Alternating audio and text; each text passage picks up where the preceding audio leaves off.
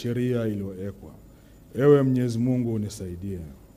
Mimi Anthony Peter Mavunde naapa kwamba nitaitumikia vema na kwa moyo thabiti Jamhuri ya Muungano wa Tanzania katika kazi zangu za waziri wa madini, na kwa wakati wote nitamshauri kwa hekima na uaminifu Rais wa Jamhuri ya Muungano wa Tanzania, na kwa vyovyote vile sitatoa siri za baraza la mawaziri. Ewe Mwenyezi Mungu nisaidie.